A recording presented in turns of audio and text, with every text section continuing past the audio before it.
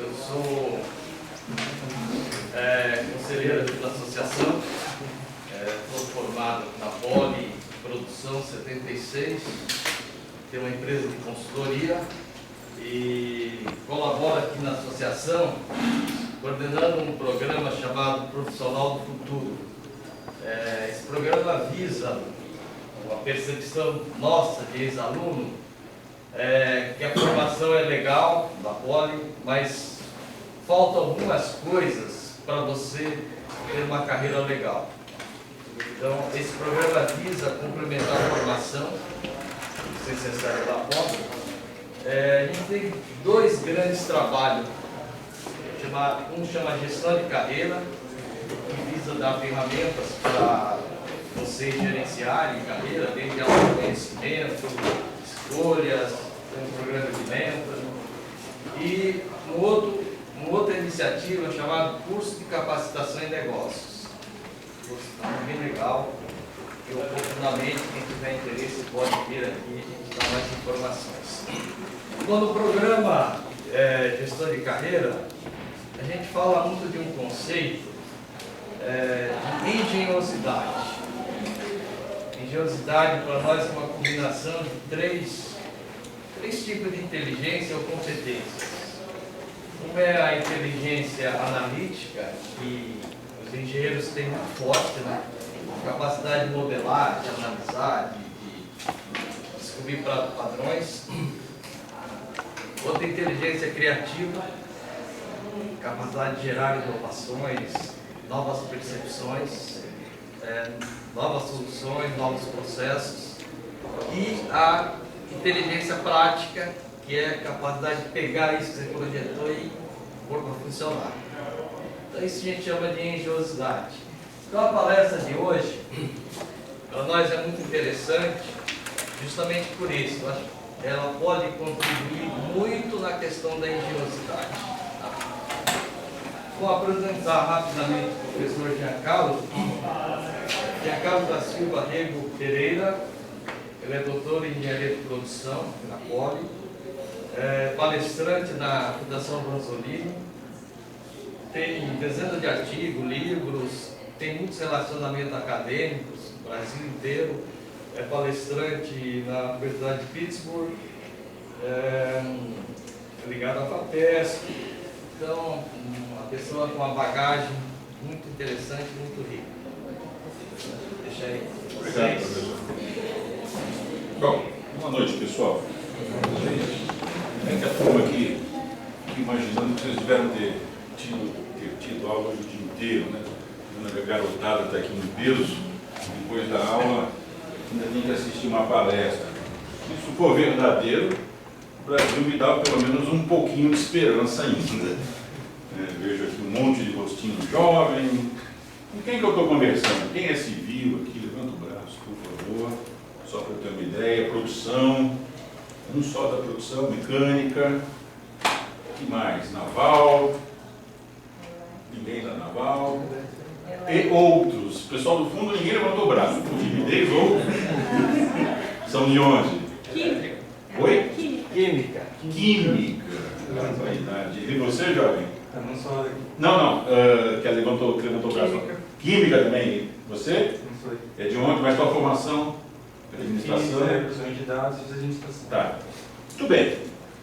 Então, o que está mais forte aqui, aparentemente, em termos de plateia, é o pessoal da civil, né? E, obviamente, o tema Design Thinking, vou tentar linkar um pouquinho com civil, um pouco com química, um pouco com estratégia e tudo mais. O que design tem a ver com química? Por exemplo, né? O nosso corpo foi desenhado pelo desenvolvimento químico de milhões de anos. O melhor modelo possível que a química natural conseguiu, que todas as combinações de erros e acertos conseguiu, tem bilhões de erros, do ponto de vista de erros e acertos, do ponto de vista darwiniano, né? Do ponto de vista de algumas religiões, com todo respeito, eles acreditam no criacionismo. Então nós somos apenas a aparência e semelhança de Deus. Mas Deus também devia ter bom gosto, né? Porque fez algumas coisas legais. Então, se nós somos a semelhança de Deus, também tem um pouco de design nessa história. Eu quero conversar com vocês para tentar colocar um pouco essa história de design, porque hoje em dia esse assunto está meio que, como dizem, né, bombando, né? E a área de tecnologia em geral, a área de business em geral, ela vive um pouco de moda.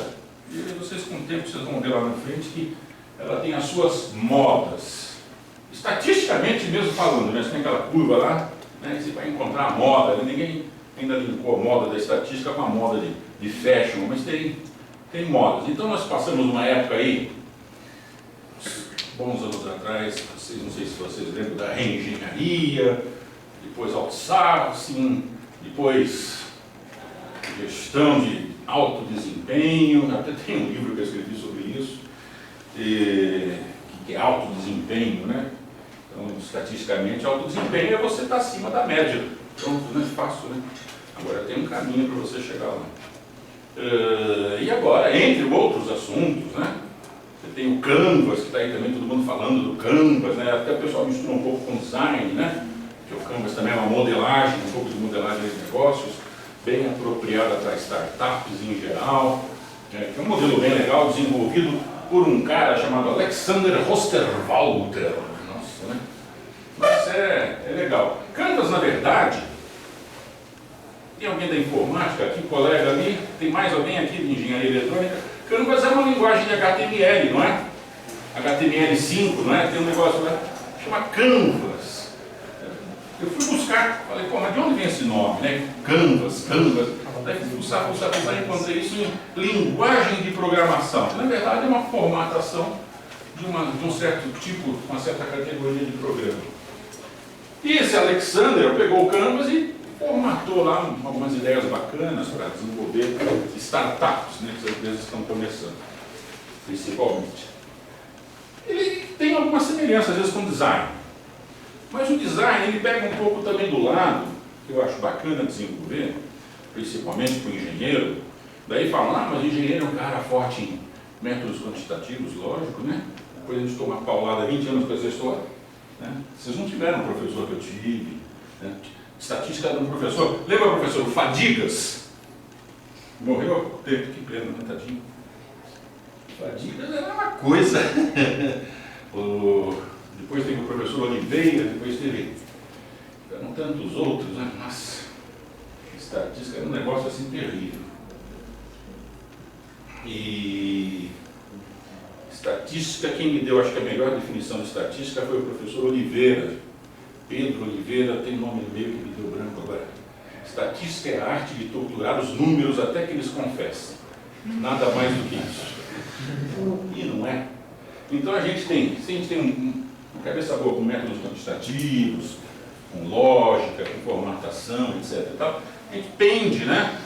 As coisas que não estão formatadas, que não estão lá numa tabela, que não estão lá num gráfico, etc. e tal, bom, preciso formatar isso. Nem sempre. E aí tem outro lado bom do engenheiro, que também eu acho muito legal, que é também a criatividade. A origem da palavra engenharia é criatividade, engenhando, né? Vem do latim lá atrás, né? Do grego, engenhando, é engenharia, mexer. Como management, né? Manager, é manejar, mexer com as mãos, né? Então, se vocês buscarem a etimologia de algumas palavras, é muito interessante, elas te dão muita resposta. Bom, vamos lá. Vamos tentar explorar um pouquinho aqui de design e como é que eu posso aproveitar isso na minha vida do dia a dia. Isso aqui até apanhei do site aqui da própria associação, eles colocaram na propaganda, achei muito interessante, né? Mas é um processo mais ou menos, acabei de falar que tem que usar a cabeça e estou falando de processo, mas uma coisa não é separada da outra. É mais ou menos um processo com essas etapas aqui. Por que mais ou menos? Porque ele não é e nem tem que ser exato. Entender como as coisas funcionam. Eu entendo como isso aqui funciona. Nós temos uma noção, né? Poxa, controle remoto. Né? Daí eu estava aqui sentado e falei, será que é do computador e do projetor? Eu olhei que está escrito carrier, então não é do ar-condicionado. Né? Mas tem uma forma aqui, um design teoricamente, imagino, alguém com um pouco de estudo de ergonomia imaginou esse desenho de formato de gota, né, para se ajustar melhor a tua mão, né, a empunhadura da mão. É fácil de usar? Sei. Eu consigo manejar com uma mão só, como eu faço com o celular? Até consigo, né, se eu segurar mais embaixo. Mas eu tenho essa telinha aqui, e que vira e mexe é difícil de você enxergar. O celular é diferente, né? Mas esses comandos eletrônicos aqui, você põe de um ângulo, você põe de outro, está ficando embaçado, tá? Eu entendo isso daqui, então eu tenho que começar a entender e começar a observar. Quais são as utilidades que isso aqui tem? Serve para controlar o ar-condicionado. E se aqui tivesse ventando muito aqui dentro, as folhas voando, só um segundinho, só por exemplo, e eu fizesse isso ali na mesa, qual é a utilidade que isso aqui está tendo? Ele é um controle remoto ou ele é um peso sobre os papéis? Então, o conceito de utilidade das coisas mais bizarras possíveis é muito importante a gente observar. Observar. E aí tem que entrar um olho analítico. Sabe o que eu observei aqui, estava observando vocês? Vocês usando o celular. Impossível não observar. Sabe o que eu observei nisso? Funcionou, só como eu falei. Tinham aqui algumas pessoas usando o celular, mas você percebe a expressão facial e a mão, alguma coisa não está legal no funcionamento. Sabe quando você tem que apertar aquela tecla 3, 4, 5 vezes? Típica do iPad, quando o touch está ruim, fica pô, não vai. Observar. Então, bolas. Eu entendo que eu tenho um iPad. Eu estou vendo que está tendo dificuldade de operação desse iPad. Todo mundo deve ter um iPad aqui. Hoje virou ferramenta de trabalho, né?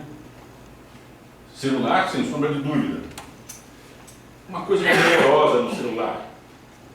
Ele fica todo, o touch, né? Fica todo melado, né? Com a gordura do corpo do usuário, com o suor, com a transpiração. Daí vem alguém e fala, presta teu celular só um minutinho para eu fazer uma ligação, que o meu está no carro. Qual é a primeira reação tua? Espera aí. Toma aí, vai. Então a camisa virou um pano de limpeza, o celular, comunicação, tem um problema de tela, de visibilidade. Isso é design. Isso é design das coisas. O que a palavra design nos remete é a impressão que seja uma coisa de desenhar. E não é necessariamente isso. Design thinking é você entender o desenho das coisas, buscando uma melhoria. Qual melhoria? Primeiro, tem que ser bonito. É um conceito. O que é bonito e o que é feio. Né? Então, o que é bonito e o que é feio? Esse capacete aqui é bonito? É feio? Depende do ponto de vista. Então, é um conceito, né? Por isso, simplesmente. Dá para melhorar a forma dele? Acho difícil, né? Porque a cabeça, a não ser que ela mude de forma, que é uma forma arredondada, é difícil. Dá para melhorar a utilidade dele? Um capacete pode ter duas utilidades, além de proteger a cabeça, ele poderia ter uma segunda utilidade. Alguém já pensou nisso? Depende do que você faz, ele pode fazer algumas coisas. Piloto de Fórmula 1 ou de MotoGP, ou seja, mas o que é o capacete? É um protetor, é um outdoor. Pensaram nisso? Ele é uma vitrine de venda de N produtos, inclusive do fabricante de capacete. Então, esse aqui é o tutor. Não conheço, também não conheço os outros. Então, entender, observar, definir, idealizar, buscar alguma melhoria. O que te incomoda nisso aqui? Peso. Que mais? Ruído. ruído em funcionamento, peso, ruído. Eu já usei capacete, eu já fui motoqueiro quando era jovem, né? Isso aqui de prender aqui embaixo também era uma coisa que me incomodava e não funcionava e escapava. Peso, ruído, forma. Será que eu consigo mudar a forma desse capacete? Lógico, eu posso fazer uma forma de bolha e tudo mais, mas qual a utilidade? Precisamos ver também qual é a utilidade. Enfim, isso é também design. Daí, prototipar. Então, se eu vou fazer um capacete mais leve, a funcionalidade número 1 de um capacete é proteção, né? Então, eu posso trocar esse material de fibra de vidro, eventualmente por Kevlar, que é um outro tipo de fibra também bastante leve e muito resistente, por aço. Vai ter que fazer uma ginástica para o pescoço, é danada, que vai pesar pra caramba, né? Então, mas dá para trocar? Dá. Tem uma questão de preço? Tem. Kevlar custa 100 vezes mais do que fibra de vidro. É 100 vezes mais resistente, mas é muito mais caro. Então, prototipar e testar, né? Aí você vai para ensaio, depende do que você está fazendo. Vamos adiantar um pouquinho.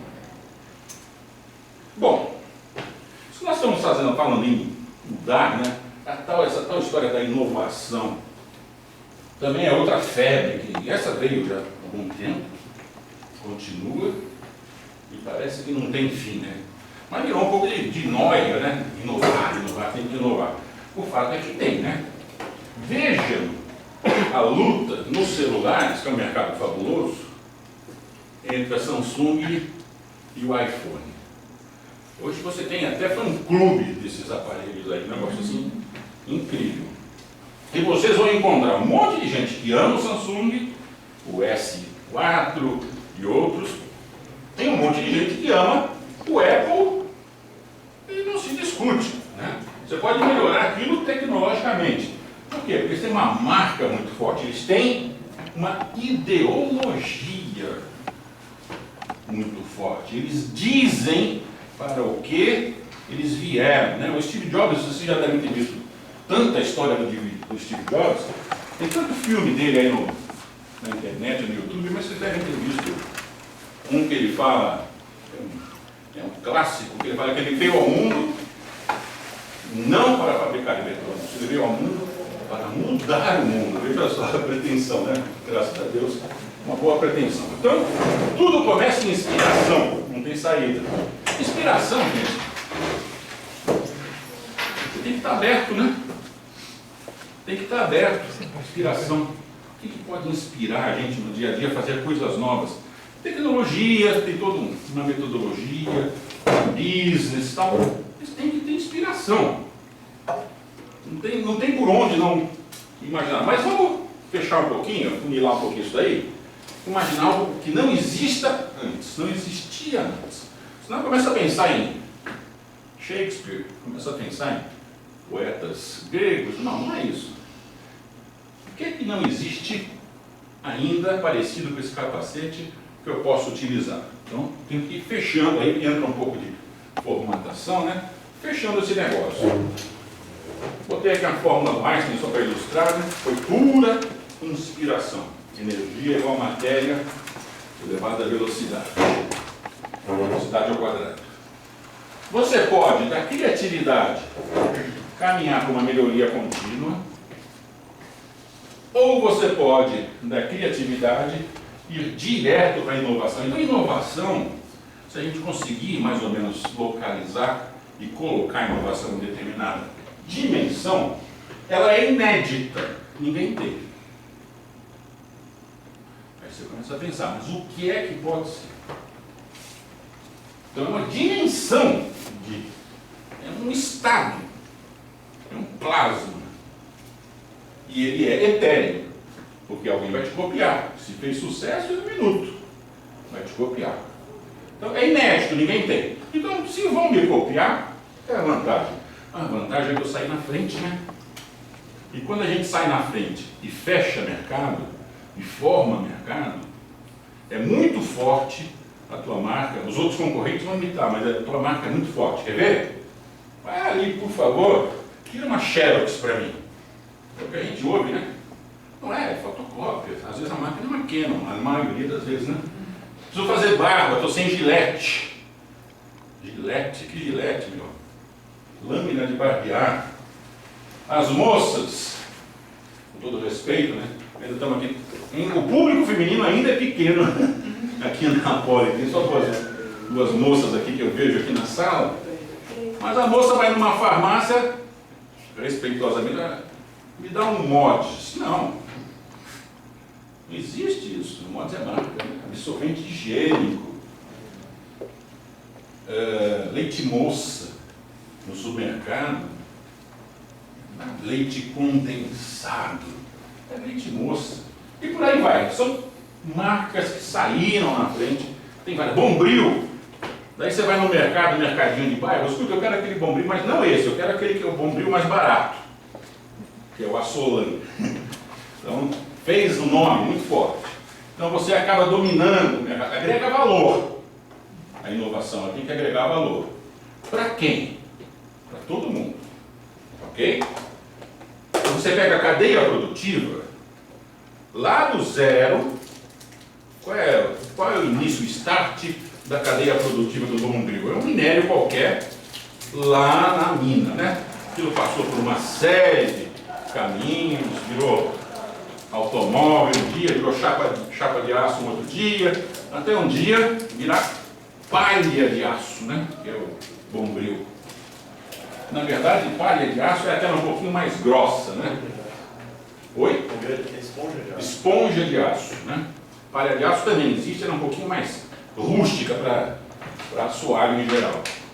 Então tem que, quando você pega a cadeia produtiva do Bombril, lá da mina até onde vai a cadeia produtiva pós-venda? Até onde você conseguir enxergar. E antes da mina, se você conseguir enxergar antes da mina também, tem que agregar valor para todo mundo. Não vale diminuir pacote de macarrão de 500 gramas para 400 gramas. Isso não é inovação. De jeito nenhum, né? Não vale celular que copia o outro, só não bota a marca Samsung, mas vem aí de alguns locais aí, vizinhos nossos da América do Sul pela metade do preço, mas você vai ver o processador não funciona direito, etc. E tal. Então tem que agregar valor e forma o futuro. Formar o futuro é o seguinte, eu sei que isso aí é bom. Alguém tem filho aqui? Ninguém? Só um? Dois? Professor, lógico, né? Papinha Nestlé. Qual é o concorrente da Papinha Nestlé que a gente dá para nenê pequeno, para criança? Tem até, né? Tem outras marcas, mas sinceramente, eu tenho 3 filhas, elas já estão mais ou menos grandinhas. Usei com as 3 Papinhas Nestlé quando era nenês. Não tenho a menor ideia, tem no mercado. Eu não tenho a menor ideia de quem seja. Só sei que ninguém compra da outra marca. Então formou o futuro do mercado, né? Muito bem. Entretanto, a gente tem que ter uma lógica nessa conversa mole toda. As empresas não funcionam por causa de coisinhas bonitinhas, por causa de um capacete que vai proteger melhor a minha cabeça, né? Sendo mais caro, o mercado não vai aceitar, ou porque esse design aqui pode ser um design conveniente ou não. As empresas, o mercado, tem uma lógica de funcionamento para tudo. E o mercado é implacável, não adianta. Por que não privatiza a estrada, essas últimas estradas aí, algumas estradas no Brasil? Mercado, não adianta discutir. Não, por que não sei o quê? É mercado. Por que o leilão do pré-sal anunciado tem... Hoje a Exxon diz que não vai participar, a Chevron diz que não entra, a Mobil diz que não entra. Mercado, só isso. Se não gera dinheiro novo, é novidade. Ok? Então, novidade também, está todo mundo cheio. Então, tem uma ideia. Gente, tem uma ideia para colocar em prática. Gente, vocês vão ouvir isso milhões de vezes. Que mais? Ele é algo que está pedindo para ser feito. E aqui entra inovação e entra design. O que é que está... Mas, gente, eu acho que o Bill Gates tinha um insight especial. A gente fica meio se sentindo por baixo nessas horas, né? O Bill Gates, o Steve Jobs, esses caras eram muito gênios para mim. Não vou competir com eles nunca, né? Porque eles tinham uma percepção de mercado, uma coisa fabulosa. Por que o Abílio Diniz, aqui no Brasil e outros tantos, tem esse poder, entre aspas, e nós não temos esse poder? Primeiro, não existe isso. Existe uma coisa, que isso é todo mundo aqui já cansou de ouvir, mas é um paradigma muito forte, que é o seguinte: pessoa certa no lugar certo no momento certo, ok? Só que a pessoa certa não é um qualquer. A pessoa certa é a pessoa bem preparada. O lugar certo é porque o mercado está pedindo isso, né? O lugar certo e a hora certa é porque é aquela hora que o mercado está pedindo as coisas. E aí eu pergunto para vocês, que como é que eu percebo isso? Fácil, muito fácil. O que é que está incomodando vocês? Essa é a pergunta coringa. O que é que está incomodando vocês? Pense, poxa, eu vou pegar um trânsito. Está aí. Não, mas não dá para mexer no trânsito. Você assim não tinha feito celular, não tinha fabricado avião e outras tantas coisas. O que mais incomoda? Eu tenho um professor de estatística. Sabe, um professor de estatística? Eu tenho um professor de patologia do concreto, vocês já chegaram aí? Eu tenho um professor de concreto. E o de cálculo 4? Aquele lá é... Eu não sei o que eu faço. Incomoda? Ou é o processo de ensino-aprendizagem que incomoda? Ou é eu que não me adapto? Não é o professor isoladamente que incomoda. Porque se você for ver, isso é lugar comum para todo mundo. Então tem algo que não está nessas engrenagens, que não estão bem alinhados, que precisa ser bem visto. E logo no futuro.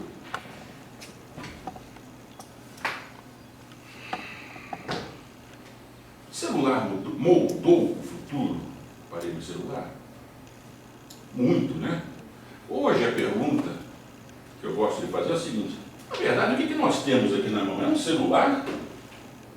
Ou é uma máquina de comunicação? Porque a origem do celular, né, a palavra celular, é porque ele era localizado em células, né? É um rádio, em outras palavras. O que menos se usa hoje, e a maior preocupação das operadoras, é que as pessoas estão falando menos e se comunicando mais via texto, cada vez mais.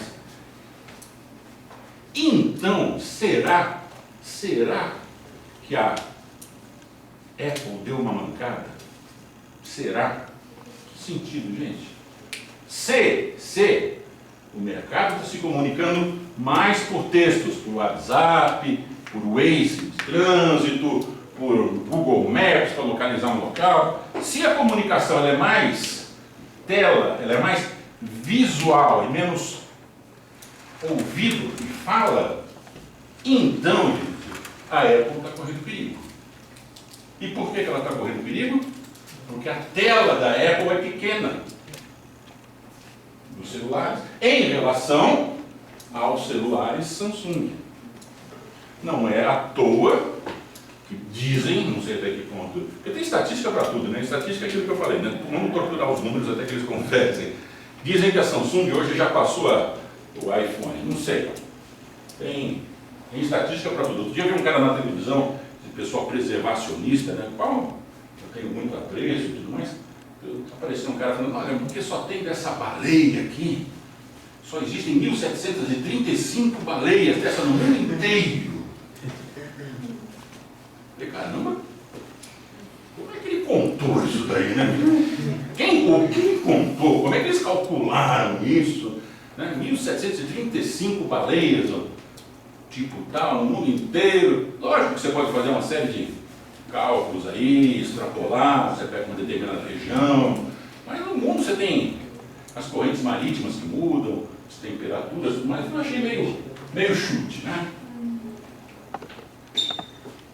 Tudo bem até aqui, gente? Estamos juntos? Alguma dúvida?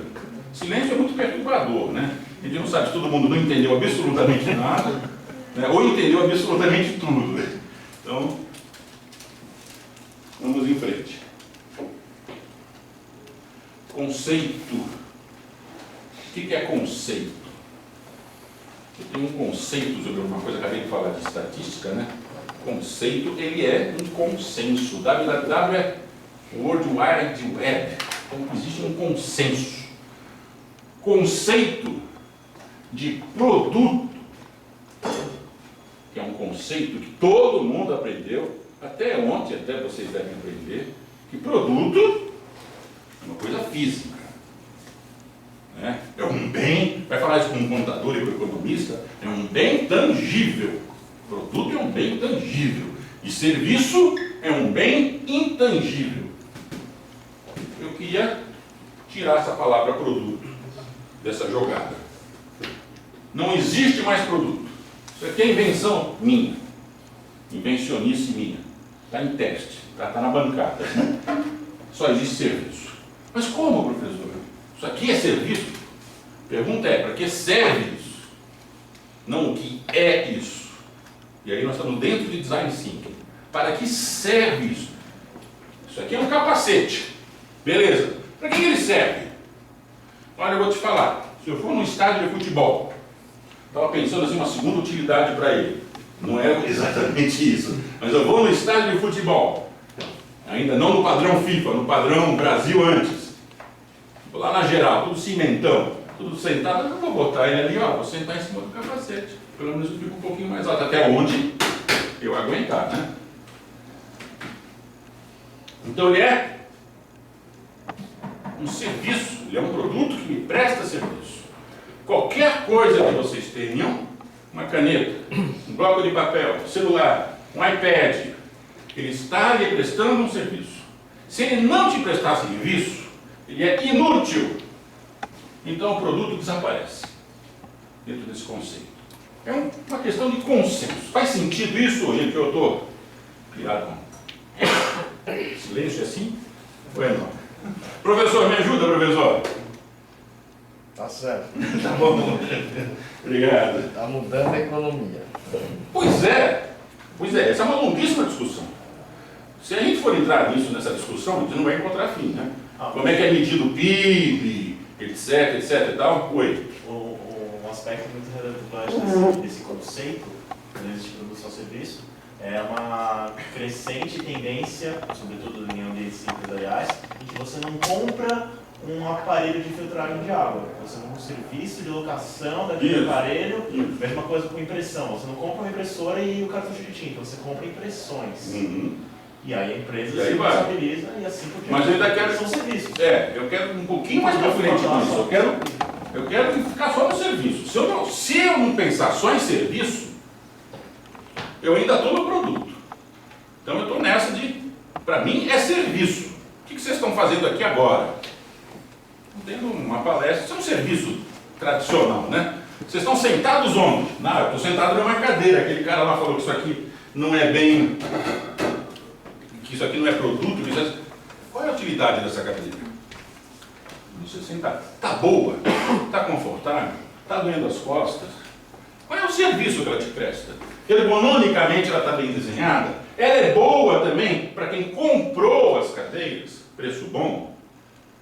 Né? Eu posso botar aqui uma cadeira super, aquela cadeira do Jô Soares, né? Que tem até um nome, né? Do Jô Soares ou do Joaquim Barbosa, que tem problema na coluna, né? Custa 20 mil reais a cadeira especial. Mas não dá para botar isso no auditório, né? Fica meio difícil. Então, serviço.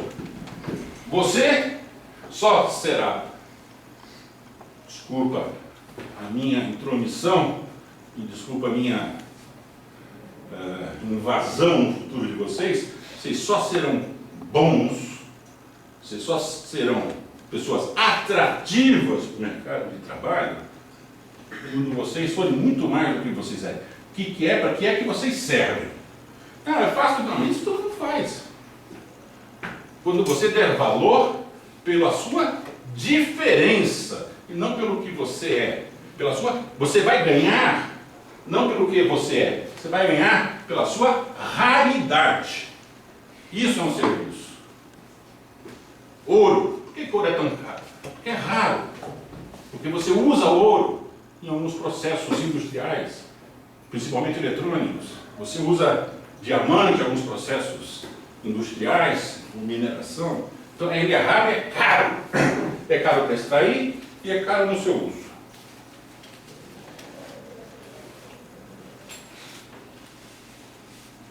Credibilidade de design. Quando vocês olham um site de qualquer loja, se não passar credibilidade, tchau, né? Todo mundo já deve ter comprado pela internet. No começo tinha toda aquela desconfiança, se vai dar certo, se não vai dar certo, se é honesto, se o site é confiável. Hoje você tem o CertSign, você tem aqueles que garantem o pagamento, como é que é o nome? Me ajudem, tem 3, 4.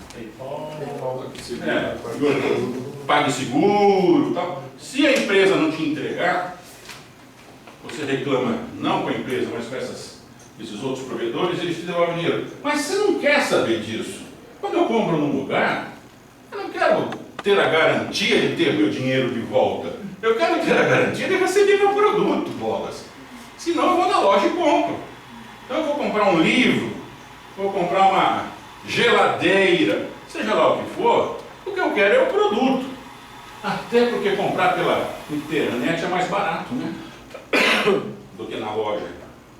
Por que é mais barato? Porque não tem estoque, porque não tem comissão do vendedor, porque não tem loja física. Não? É muito mais barato. Então design, e nós vamos ver que tipo de design, é um design que tem que ser confiável a você. E o que é confiável? Né? Também é um conceito. Então você entra num site de uma loja Extra, por exemplo, imagina-se que seja confiável, de uma loja americana, de um Amazon, imagina-se que seja confiável. O que eu desejo desses entregadores de produtos? Que eles me entreguem o produto.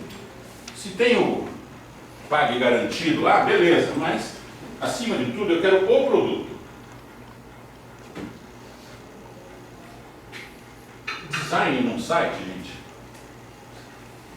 Deixa eu falar, não vou falar da USP porque é chato, né?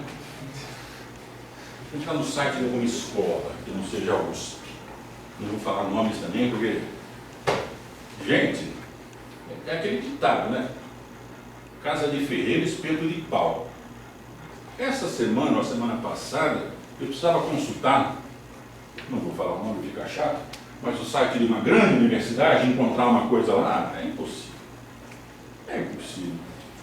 Onde está a secretaria dessa escola? Aí vai, fuça, putz, olha, era um caminho que você tinha que percorrer. Tem até lá, né, um ícone na primeira página, secretaria, nota, conferência de sei lá o quê, contato. Então, conteúdo. O que é um conteúdo bom em design, num bom site?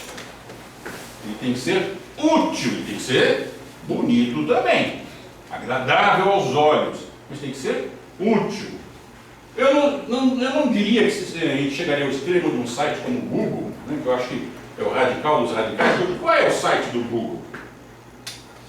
Você entra no site do Google, está lá, search, né? É o site de pesquisa. Alguém já entrou no site de empresa do Google? Alguém já procurou emprego no Google pela internet? Ou pelo menos mandou lá seu currículo, se cadastrou?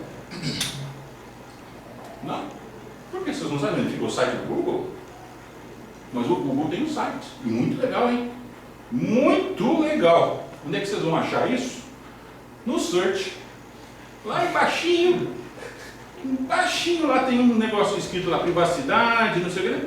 Tem lá no cantinho, sobre a empresa. Dei uma passeada lá. Putz, caramba, como eu queria trabalhar lá. Aí você clica sobre a empresa, abre o site do Google, da empresa Google. É outra coisa. Por que não está a empresa Google na primeira página da busca? Porque você não está querendo saber sobre a empresa Google. Você usa o Google para fazer busca. Aí a beleza é a simplicidade, pura e simplesmente. Tipografia, tipo de letra, né? Coisa bonita. Você não vai fazer um bilhete para sua namorada, um garrancho.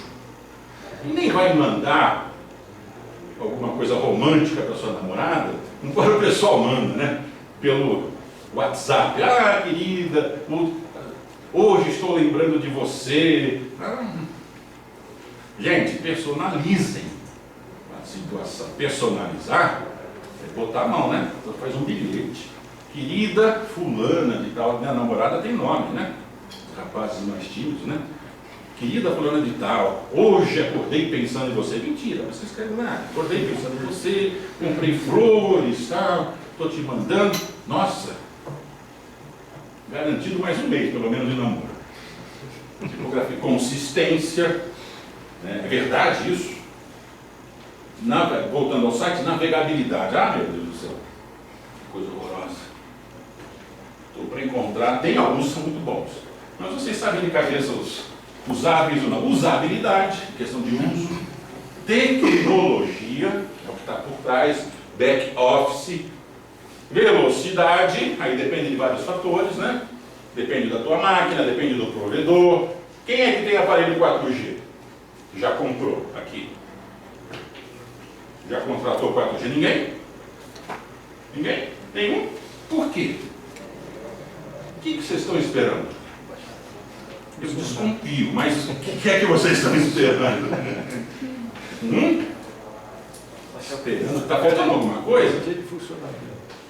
Tecnologia tem. Conteúdo, tá? O que está faltando? Você acreditar também, né? Que funciona. Então, se você, alguém tem 4G, está disponível em qualquer operadora, na Claro, na Vivo, etc, etc e tal, eu não sei se aqui na USP funciona. Funciona? Em vários locais de São Paulo ainda você tem os pontos negros. Na minha casa não funciona. Eu moro mais ou menos perto daqui. Não tem jeito. Então eu estou pagando um 4G que eu tenho que sair de casa para funcionar. Então, imagino que a maioria das pessoas está esperando. Quando chegar a Copa, daí eu acho que o 4G cai o preço e funciona. Então essa Copa é muito importante. Tecnologia para muitas coisas. É verdade, gente. Vamos parar com esse papo neurótico.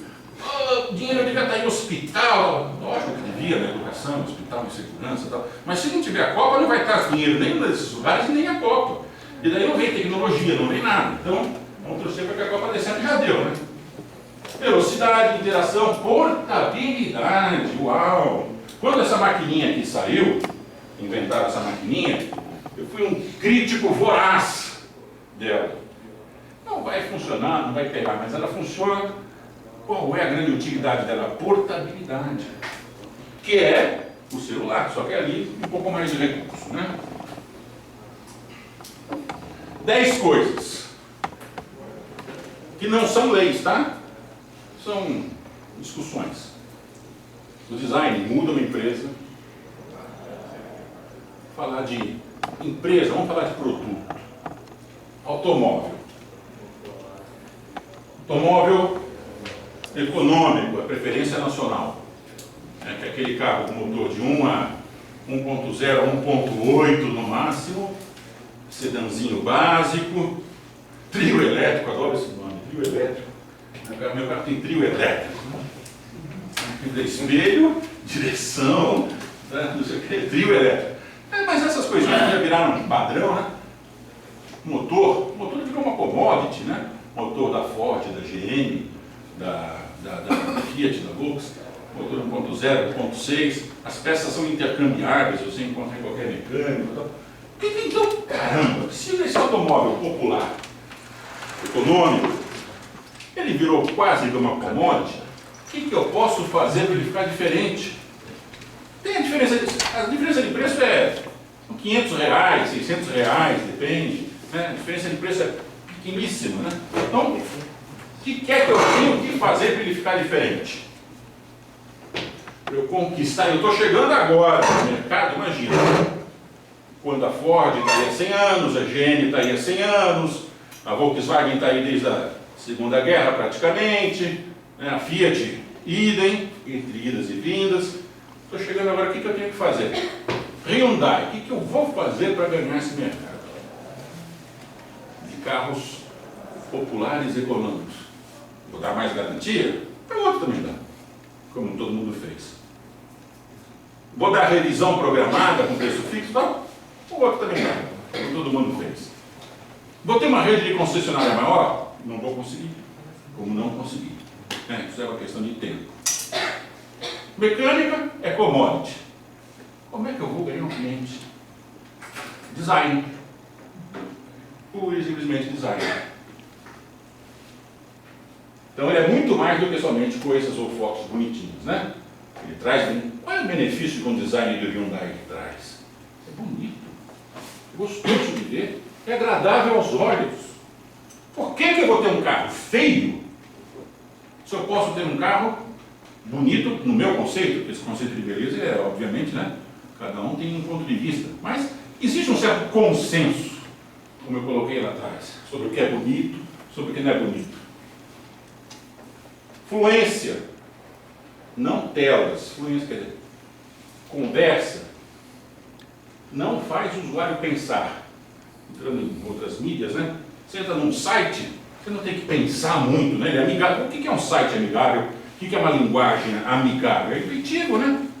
E te dá intuição. Você muda de aparelho, você muda de site, né? É intuitivo. Você caminha por ele, não vem manual, né? Por falar em manual, eu tentei procurar na internet uma foto do manual, mas não achei. Eu acho que é o extremo do extremo do extremo. É coisa de alemão, né? O alemão tem umas coisas bem engraçadas às vezes. A tecnicidade deles, né? Então quem comprar uma BMW Série 7, que é o topo da linha das BMWs, top line, custa $500 mil. Nossa, um carro desbundante, motor V12, super refinado, design bonito e tudo mais. Só um segundo, é minha garganta secou. Você toma água. Se tiver, professor, um copinho d'água por aí, professor, eu agradeço. Obrigado. O que tem o manual da BMW? É que está muito seco, é o ar-condicionado. Isso aqui, ó, não diz, não é útil para professor da aula. Ele só controla a temperatura, não controla a umidade do ar. Está aí, ó, mais um gancho. Em alguns auditórios, umidade do ar. Quando o tempo está muito seco, pega. Professor, desculpa o abuso. Muitíssimo obrigado. Eu estava falando do manual da BMW, né? 600 páginas. Legal? Sério. Entrem no site da BMW, do Brasil, né, lá na Alemanha. E está lá. O manual é um troço assim, 600 páginas. Isso não é racional, gente. Não tem cabimento. É lógico que tem lá um índice, tem sumário, tem índice remissivo, tá, mas não tem o menor cabimento, né? Só pode ser coisa de alemão, não foi o que eu falei? Alemão. Alemão é um português que sabe fazer conta, né? Que sabe matemática. Então, eu tenho um pouquinho, eu falo com tranquilidade, lá atrás eu tenho uma mistura de alemão com português com italiano, então eu fico bem tranquilo. Começa com uma grande história. Vamos ficar ainda no manual. Começa com uma grande história, eu não vou te ler. Mas eu preciso, está aparecendo uma luzinha no painel, aqui amarela, que está piscando, o que é isso? Segundo a minha mulher, não tem um BMW, tem um outro carro, ela me ligou pelo celular, um tempinho aqui atrás, falou, tem uma torneirinha no painel, amarela, que está piscando. E torneirinha amarela. Aí vou eu lá no manual do carro, manual do carro simples, manual de 30 páginas, tem uma foto do painel, né, os indicativos e tal. Então, onde é que está isso? Onde é o velocímetro? Não no contagiros, embaixo. A torneirinha é um desenhozinho de um motor, né? É uma torneirinha. Então, começa com alguma história. No manual da BMW, como é que eu vou identificar isso? Também deve ter uma página lá, né? Tem uma torneirinha que pisca e tal. Deve ser uma torneira, né, toda estilosa, diferente. Mas tem que começar com uma história. Como é que eu, em termos de design, como é que eu encaro isso? Era uma vez, começa com uma grande história. Era uma vez, once upon a time, era uma vez um professor que veio dar uma palestra e precisou de um copo d'água. A história fica muito mais interessante. Ele fala, a garganta dele secou e precisou de água. Não coloquem isso nos trabalhos de vocês, que os professores já conhecem. Né? Era uma vez, seria, né? Seria, ou então responde a pergunta, né? 3, 4 vezes, né? Põe na resposta, repete a pergunta. Isso é horrível. O design ele é uma alavanca de negócios. Você encontra o design fora do escritório, observando o quê? Por onde eu começo? Algo que incomoda vocês. Quem pega ônibus sabe, quem pega metrô sabe, quem anda de carro sabe, quem está na USP agora, a essa hora da noite, vai embora e precisa de transporte público, vai pegar aquele ônibus da USP lá que todos nós conhecemos, né? Praça do Relógio está aqui atrás, né? Ou está aqui do lado, não lembro, aqui. Não tem mais os alunos que fazem um trote aqui, antigamente tinha, tem ainda. Então o ônibus passava, o horário que o ônibus passava, está todo mundo lá. 20 anos atrás, 30 anos atrás. Tem uma Bíblia, quer dizer, tem um caminho a ser percorrido e ele se repete e se aprimora constantemente. Olha o que eu achei. O nome disso é arqueologia na internet.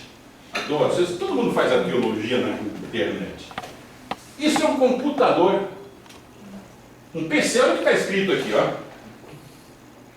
Cientistas da Rand é uma empresa de pesquisa americana, existe até hoje, enorme, da Rand Corporation, criaram esse modelo para ilustrar como será o computador caseiro. Isso aqui tem 50 anos atrás, mais ou menos. Está aqui a data aqui embaixo. Como será a aparência dele? Entretanto, veja, isso aqui é muito legal. Nós não temos ainda tecnologia suficiente disponível, né, para esse artefato. O equipamento requererá muito mais tecnologia atualizada, etc. E tal, e isso será para a parte do progresso científico. Haverá uma interface mais fácil do que o Fortran. Quem é da informática e que passou um dia por Fortran sabe que inferno é isso. Né?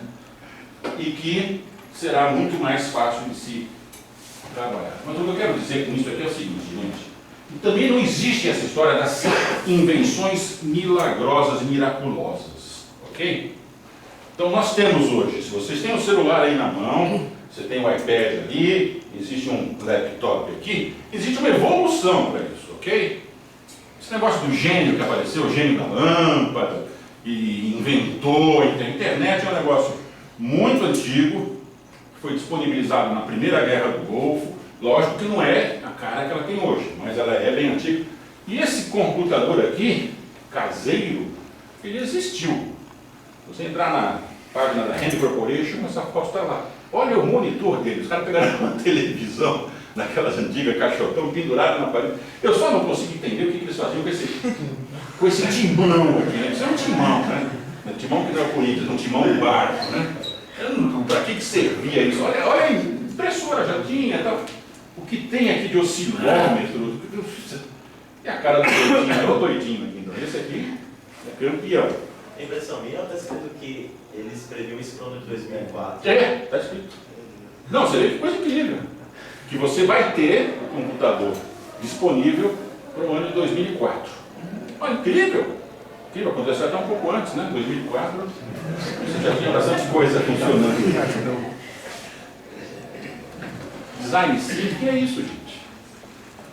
É o que era e é o que é. Aqui, vamos olhar só o desenho. E o que tem por trás disso? Toda a funcionalidade dele, toda a aparência agradável, toda a elegância, tudo que você puder imaginar de bom. Tem tecnologia que melhorou, processador mais potente, memória maior, etc, etc. É isso o Design Thinking. O Design Thinking é você usar o desenho, pensar no desenho como o consumidor gostaria de utilizá-lo. Mas você tem que juntar algumas coisas. Empatia, beleza, que é um conceito, como eu disse, muito pessoal, mas tem que ser agradável, né? Você vai num restaurante, vai na loja Amor aos pedaços. É terrível, né? Tem gente já que faz, eu que sei, né? A loja Amor aos pedaços te ganha na entrada, no design dela. Só aquela vitrine ali, você não experimentou o serviço deles. Ó, o produto é o bolo, não é produto, é serviço. Aquilo te dá uma descarga, depois que você come, de bem-estar maravilhoso, de açúcares de todas as maneiras no teu corpo. Aquilo é uma delícia. Isso aqui é design.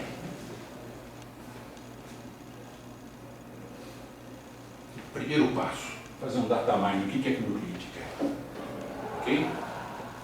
Aqui um pouquinho de passo a passo, significa o que é que o meu cliente quer. Como é que eu vou... Isso não é simples. Como é que eu vou descobrir o que o meu cliente quer? Pesquisando, estou fora, hein? Esse negócio de pesquisa, eu estou fora. Existem 1.735 baleias, tá? Então, estou fora. Survey ajuda, que é uma pesquisa de opinião. O que eu preciso? Observar. Eu preciso observar com olhos treinados, obviamente. E ver a pessoa que está usando o celular, como é que ela usa, o que dá para melhorar. Ver a pessoa como é que ela se comporta no trânsito, como é que ela se comporta dirigindo o carro, quais são as influências internas, externas. Eu tenho que observar. Essa pesquisa exploratória, ok, beleza, pesquisa dessa que é computador, né? Sentar na frente do computador e explorar o Google até os seus últimos limites. Isso aí vocês conhecem de carteirinha. Entrevistas, eventualmente. Entrevista com questionário para coisas pontuais. E depois uma boa tabela aí, você vai ter alguns resultados. Mas em primeiro lugar, explorar. Data mining. Hoje o data mining, gente, é uma coisa tão forte que a gente não enxerga o data mining, porque ele está para lá, né? Está para trás da gente. É uma coisa tão forte. E vem aí, não vou falar nomes também, mas vem aí o Brasil e fala, pô, Estados Unidos, vocês estão espionando a gente. Fala, pô, espionando o quê? Né? O que é que eles querem saber que eles já não sabem? Estados Unidos, França, para tirar um pouco desse negócio, né, esse estigma, França, Inglaterra, todo mundo sabe de todo mundo. Não tem, para com isso, gente. E depois sabe o que? Ela vai espionar a Petrobras. Espionar o quê? Que ela está quebrada? Basta ver, comprar a Gazeta Mercantil, comprar o... a Gazeta Mercantil não existe mais, né? Comprar o valor econômico, né? Você já vai ter, ou veja os balanços delas publicados, que é obrigatório. Ah, não, mas ela tem segredos industriais. Ah, é? Qual? Ah, pesquisa em águas profundas. Ué, isso a ESSO faz há 20 anos, a Gulf Oil faz há 20, 30 anos. Então, tem um pouco de nóia aí nessa história, né? O que eu quero dizer é o seguinte, o data mining, hoje em dia, por exemplo, quem comprar um computador novo, provavelmente alguém já comprou aqui no laptop, o M-Office, ele é todinho nas nuvens, né? É o Office 365. Então você, na verdade, você não tem o Office instalado na sua máquina. Ele está nas nuvens. Se está nas nuvens, e teus arquivos estão lá, e teus e-mails estão lá, etc, etc, etc, você está espionando por quê? Então, agora, essa informação me interessa. Se eu sou um atacadista, se eu sou um varejista grande, um pão de açúcar da vida, um extra da vida, me interessa muito. Porque cada vez que eu passar o cartão de crédito ali no caixa, eu sei o que você comprou, eu sei quem você é, eu sei onde você mora, eu sei o seu telefone, eu sei das suas preferências, eu sei por que você comprou cerveja a mais do que a média que você comprava, Por quê? Porque nessa cerveja que você comprou a mais, você também comprou pela primeira vez fralda de nenê. Então eu vou ficar mais em casa e vou beber mais em casa. Gente, existem associações diretas. Então isso é data mining. Isso sim é um negócio legal para... Aí é tecnologia mesmo e fazer mapeamento de dados, né? E aí sim é um negócio bacana para trabalhar. Você tendo um bom data mining, que é a pesquisa que eu coloquei o nome aqui de pesquisa exploratória, né? Então você sabe de tudo. A informação que um supermercado ou que um grupo como o Carrefour tem, que agora é dono do Extra também, o que eles têm sobre perfil da população brasileira? O governo brasileiro com certeza não tem metade disso. Você quer ver um negócio que funciona pra caramba no governo? Imposto de renda. Imposto de renda, você declara, faz lá um errinho, ele sabe. Vai chegar num ponto, logo, que alguns países já têm, que você não vai declarar imposto de renda. Você recebe o imposto de renda da Receita Federal pronto. E você concorda ou não. Eles têm todas as informações, eles sabem onde você tem conta no banco, qual é a tua aplicação, o que você fez com o teu cartão de crédito, são informações que o Banco Central, que a Receita tem. Onde você gasta, quanto você ganha, a empresa tem que fornecer essa informação, né? Bom, o cara ganha tanto, o cara gasta tanto de cartão de crédito, o cara comprou carro em tal lugar, sabe tudo. Então o que ele precisa? Manda imposto para ele, pronto. Ele questiona se quiser ou não, se quiser, se questionar, também fica dar aquela empatada na vida da pessoa, que fica tudo amarrado até você resolver, né? Isso é o data mining. Depois, B2B, que é muito forte, né? Mas o design pela internet influencia 83% na relação B2B, pelo menos. O site é legal. Gente, quem pretende lidar com o visual de site, que é outra coisa que eles estão falando do design da internet, né? Design do quê? Front page, primeira página. Quem conseguir fazer uma página, primeira página legal, que prenda a atenção de vocês, na primeira página, que seja amigável, que você navegue, vocês navegam com prazer? Putz, eu não consigo, raríssimas exceções. Tem que ficar procurando, não acha. Abre uma tela, abre duas. Quando você vê lá embaixo da parte de tarefas, está com 10 telas abertas. Se fizer alguma coisa legal nesse sentido, sensorial. Vamos pensar um pouco mais para frente? Informática com cheiro? Não dá para fazer? Qual foi a pegadinha do Google em 1º de abril? Lembram? Google descobre um site com cheiro. Todo mundo entrou. Nossa, aqueles caras são craques demais. Site com cheiro. Você entra num restaurante, você entra numa loja de florais, você entra numa revenda de automóvel. Por que não pode ter cheiro? Dá para fazer. Tecnologicamente, não tem nada que impeça. Dá para fazer através de microvibrações que você não vai perceber, mas vai te dar uma mexida nos neurônios, vai te dar uma sensação de cheiro. Cheiro é sensação, né? Tem muita coisa para fazer, viu, gente? Muita coisa. Vocês que nem eu disse, né, da garotada que está aqui, é a nossa esperança, né? Porque o resto você já sabe. Como eu não trabalho, eu só dou aula, então fico um pouco livre disso. Os alunos perguntam, professor, você não trabalha? Eu só dou aula, pesquiso, faço uma consultoria de vez em quando. Depois, teatro dos acontecimentos. Ensaiar. Ensaiar. Meu novo capacete, eu tenho que emprestar, eu modifiquei aqui algumas coisas, modifiquei. Ele não é mais de fibra, ele é de como é que é livro branco? Eu falei agora há pouco. Kevlar. Tá? Eu mando ele para um laboratório. Beleza, eu testo. Mas eu preciso testar isso com pessoas. Eu vou emprestar ele com um monte de gente, né? Teatro dos acontecimentos. Vou ensaiar isso até esgotar. E ensaiar no desenho. Vocês compartilham isso no dia a dia? Os trabalhos que vocês fazem? Por quê? Nas turmas que eu dou aula acontece uma coisa muito engraçada. Lá na Vanzolini, na Fundação Vanzolini. Quando você pega um trabalho para uma sala que tem, sei lá, uns 30 alunos, forma um grupo de 4, 5 pessoas, parece que só um faz o trabalho. Daí você fala, pô, sacanagem, né? Só um faz o trabalho, os outros 3 aproveitam. Não é, é porque todo professor passa trabalho, então cada um se incumbe de um trabalho. Mais ou menos é isso que acontece. Graças a Deus isso não acontece com vocês, né? Vamos separar aqui, ó. Estatística é teu, engenharia econômica é teu, design é seu, sociologia nas empresas é seu. Tudo separa pelos nomes e tal. Então, um não conhece muito bem o trabalho do outro nessa situação. Validar ideias, você tem que compartilhar isso daí.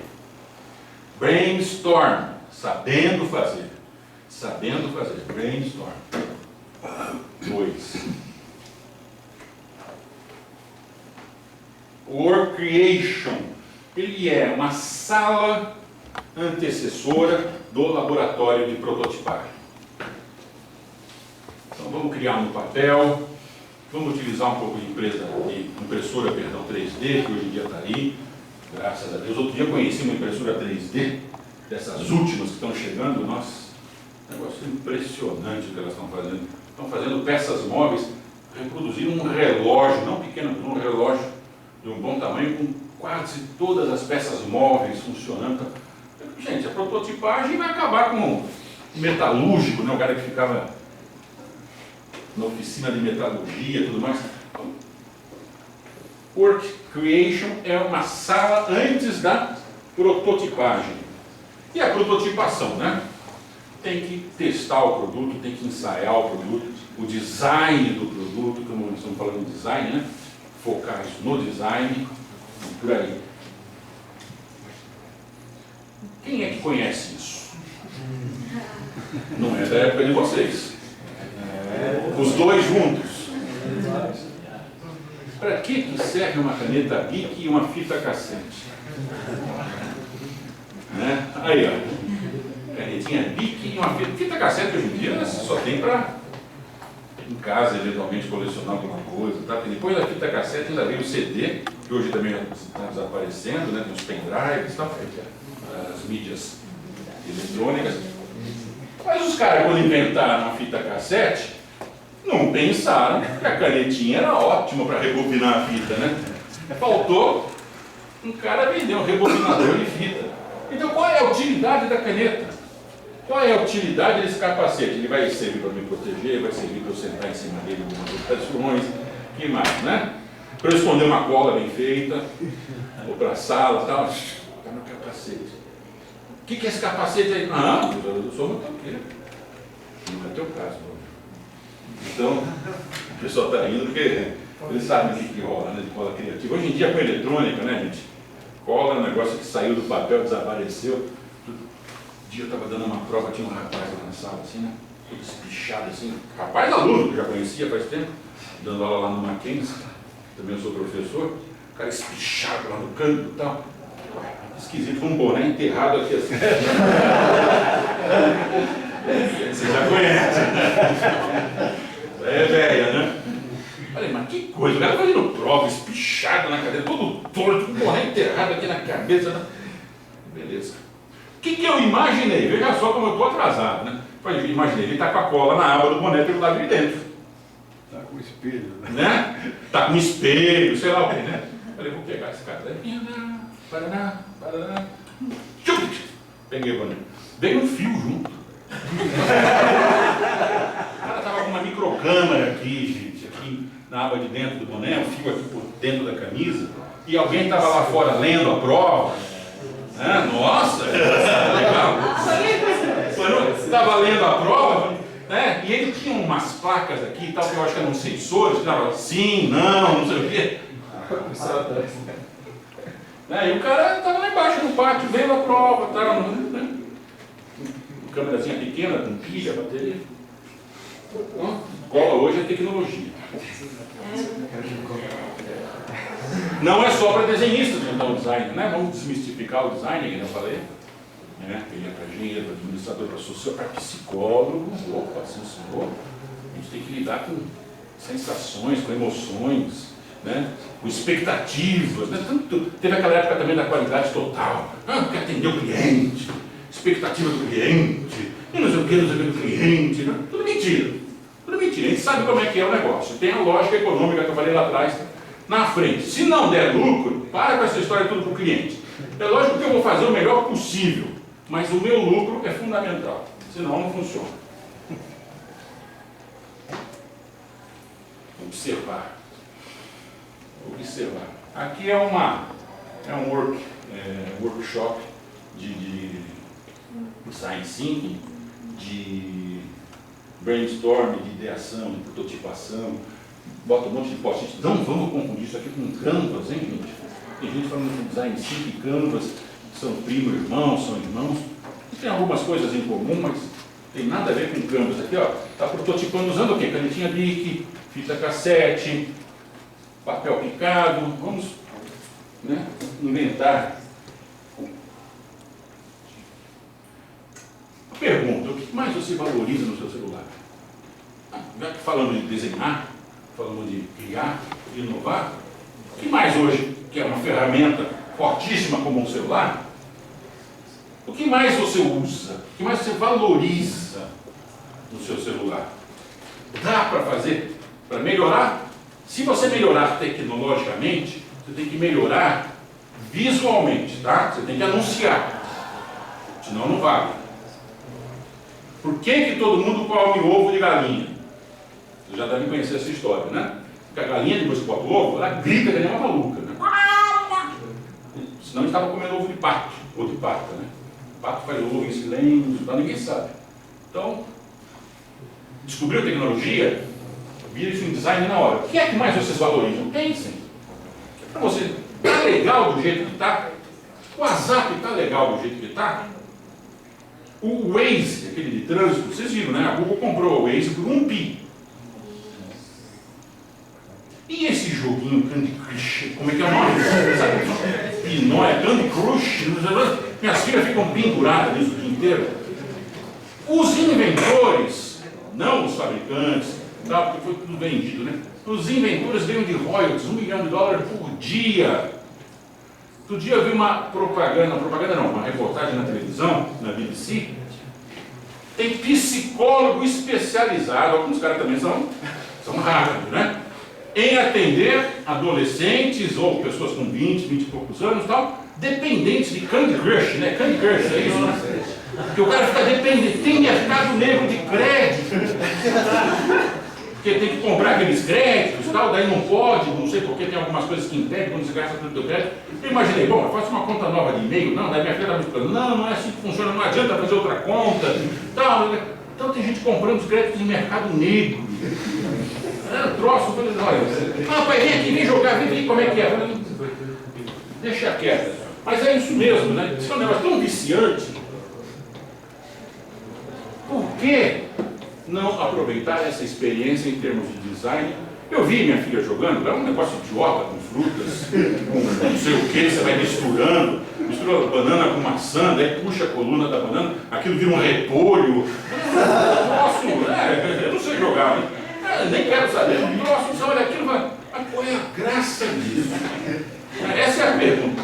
Qualquer pessoa normal, né, que não conhecesse aquele jogo, ia falar, escuta, isso aqui é uma estupidez que não tem tamanho. Agora, por que isso deu tão certo, gente? Essa é a pergunta, eu não sei responder. O design, eu acho que é legal, o desafio, né, daí tem um monte de coisa, né? A dependência tecnológica, existe dependência tecnológica, né? Dependência por drogas, a tecnologia não deixa de ser um tipo de droga muito avançada, né? Mas existe a dependência tecnológica. Dependência é um negócio muito complexo. Quando existiam os bingos aqui no Brasil, né, aquelas máquinas caça-níquel e tudo mais, eu tive um amigo que ia para o bingo de manhã cedo e saía só à noite. Depois eu fui internado várias vezes, dependência, tá? Sabe o que ele fazia, gente? Se eu contar, vocês vão rir e chorar ao mesmo tempo. Ele usava fraldão. Fraldão geriátrico. Para não ir no banheiro, não sair do lugar. Olha a noia. Daí ele falou, não me enche não, hein? Porque eu fui em Las Vegas, há uns 2 anos atrás, tinha lá uma fileira de gente usando fraldão. Foi de lá que eu aprendi. Ok, legal. Vai fundo.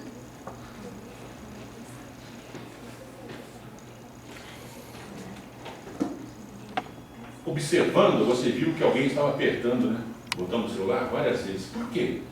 Por quê? O touch está ruim? O contato está ruim? A transmissão de dados está ruim? O que acontece? Existe um local aqui, uma bolha negra, o que acontece? No que você estava pensando na hora de apertar o botão? Não na comunicação. Estava com raiva do equipamento. Pô, essa porcaria aqui. Caramba, só funciona quando a gente não quer que funcione, né? Computador quando dá pau, né? Sempre aquela hora mais que você precisa, o computador dá pau.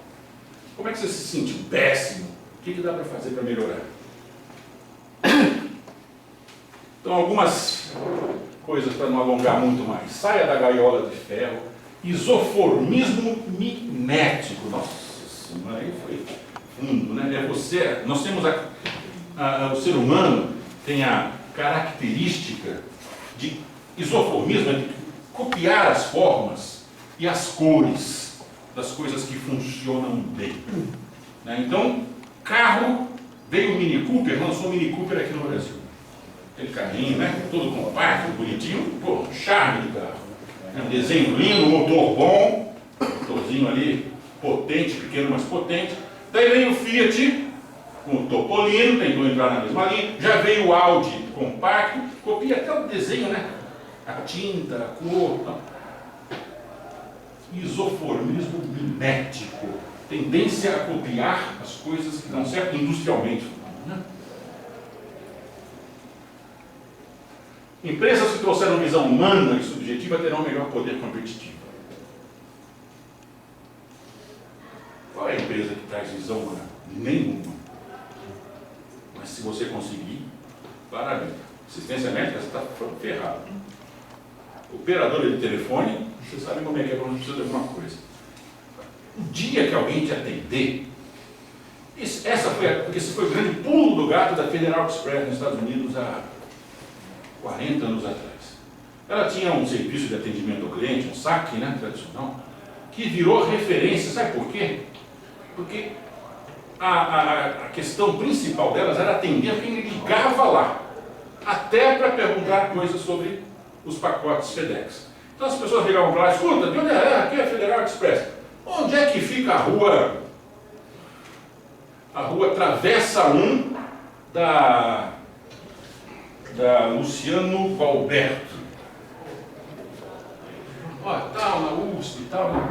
Então, o serviço de atendimento ao cliente da Federal Express, uma época também que isso também não tinha um movimento que tem hoje, mas funcionava para tudo. Conselheiro amoroso, resolver problemas de entregas suas não feitas ou feitas de modo errado, endereço, telefone, eu preciso do telefone do professor Ellen Rieder. Teve aula com o professor Ellen Rieder, professor? Alberto von Ellen Rieder. Cara, nossa, 10, não, no bom sentido, o cara era gênio. Já faleceu, eu preciso do telefone, liga para a FedEx. Coisas assim. Daí ganhou credibilidade no mercado. Hoje não dá para fazer mais isso, mas é um exemplo. Né? Qual a interpretação funcional e emocional que você tem no seu produto? Qual a interpretação emocional que vocês têm com o celular de vocês, com a televisão de vocês, com o sofá da sala, com a comida? Comida, gente. Quando a gente se alimenta, a gente está praticamente utilizando as 5 que a gente chama de percepções, né, do corpo humano, mas é o que eu chamo de 5 potências do corpo humano. A visão, a audição, paladar, tato, né? Então, a comida tem tudo, nossa, quanta coisa para trabalhar. E, inclusive, design. Um prato bonito é um prato bonito. A gente come com os olhos também. Você não quer aquela maçaroca, sabe quando é quentinha, que dá aquela maçarocada? Quem já trabalhou em obra um pouquinho, sabe? Por que toda quentinha vem uma rodela de tomate em cima? Hã? Isso aí. Na verdade, na nossa época, não existia quentinha, tinha marmita, né, de alumínio. Era um troço assim desse tamanho, de alumínio, né? Tinha sempre uma rodela de tomate em cima. E caramba, que diabo é isso? Porque aquilo já vinha quente de casa, ia perdendo a temperatura, e aquilo ia ficando seco, o tomate mantinha a umidade e não grudava as coisas. Então, Visual e utilidade. Sem dizer que dá um visual um pouco melhor, né? Aquele tijolo. Métodos e ferramentas estruturadas. Cultivar a cultura da inovação. Cultura da inovação, gente, não é ter gente criativa na empresa, tá? A empresa precisa ter o DNA da inovação. Não adianta você ter lá departamentos repletos de ideias. É como a 3M. O DNA da inovação está na empresa toda. Tudo funciona. Senão você fica lá com um monte de ideias geniais, vai apresentar a ideia, vem o diretor financeiro e fala, não, pô, vai ter que gastar, não sei o quê. Né? Pai, tive uma ideia. Não, filho, hoje não. Pelo amor de Deus, hoje não. Então, sair do design do produto e entrar no design do negócio. Qual é o negócio de vocês? É o serviço, né? Qual é o negócio de vocês? Ah, eu vou trabalhar como, boa parte aqui é civil, né? Eu quero trabalhar em planejamento de obra, eu quero trabalhar com obra mesmo, eu quero trabalhar em escritório de projetos. O que é que vocês vão entregar? Né? Qual é o desenho que vocês vão levar? Novo. Então, pensem nisso. Aqui, gente, é o seguinte. Funcionalidade é muito importante, como eu disse o tempo todo agora. Estética é muito importante. Então, tentar encontrar um equilíbrio entre estética e funcionalidade. Você não pode ficar só com uma coisa linda e que não funcione bem, ou uma coisa que funciona muito bem, mas é horroroso. Então eu tenho um carro que tem um motor que faz 100 km com litro de gasolina, mas é feio, tão branco, lembra do branco? Da Alemanha Oriental, tá branco, é tão branco, né? Mas horroroso, medonho de feio. Isso aqui, oi?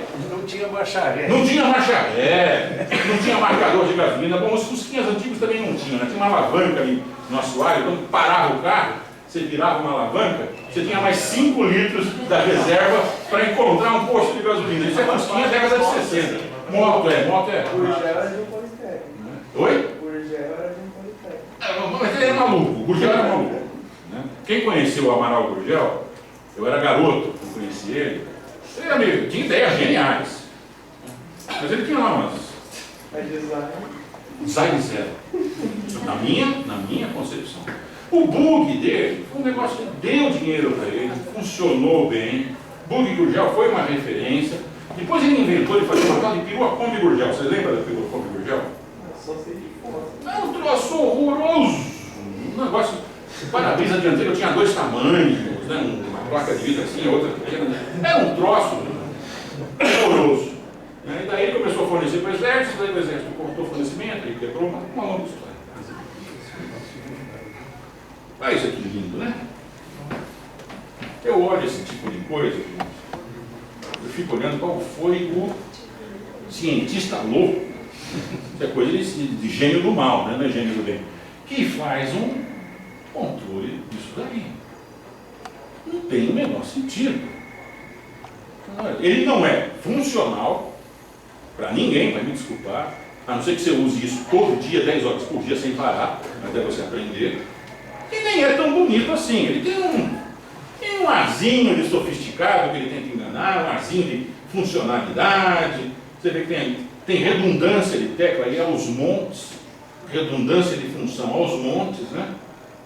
Dá assim a impressão meio que quanto maior, melhor. Tal. Até que a Microsoft, que é tradicionalmente uma empresa de software, mas hoje ela está entrando um pouquinho em hardware, até que, o que ela fez? Isso. Universal, hein? Controle universal. Design mais bonito, tela. Quantos botões a gente tem? Dá para contar. Mas você acha que sem a tecnologia dessa tela seria possível fazer algo assim? Pode ser que não, pode ser que não. Não sei se isso é via satélite também. Provavelmente isso funciona dentro da tua casa para televisão, rádio, ar-condicionado, uma coisa meio. Acho, não sei, hein? Uma coisa meio que geral, assim, né? Então você tem esse controle aqui, ó. Tá aqui, ó. Por que eu tenho que ter um outro controle para televisão, um outro controle para o telefone? Porque a frequência de rádio é diferente. Ah, mas os fabricantes não querem que tenha a mesma frequência por causa da concorrência e tal. Peraí, gente, peraí. O produto dos fabricantes é uma coisa, isso aqui é outra coisa, produto, né? Falei, qual é o serviço que aquilo lá presta se você não tiver isso? Eu estou na cama assistindo televisão e eu não tenho controle remoto na mão, tem que levantar para mudar canal, ainda sou dessa época. Se levanta no controle remoto da televisão é uma coisa raríssima. Então, voltando, né? Veja assim, mas é o conceito, né? Aqui a gente pode discutir uma série de detalhes e tal, mas o conceito é que isso aqui é uma infelicidade. Isso aqui é um manual de 600 páginas, né, da BND. Não tem o menor sentido. E isso aqui é o que aquilo deveria ser. Uma coisa prática, multiuso, multifrequencial, deve ser, qual é o sistema de não sei, porque serve em qualquer aparelho, né? Inclusive em computador. Acabou, é isso. Acabou. É que nem uma orquestra, né? Grande finale. Pá! Acabou. Deveria ter um finalzinho, mas então é isso, para não alongar muito. Tudo bem.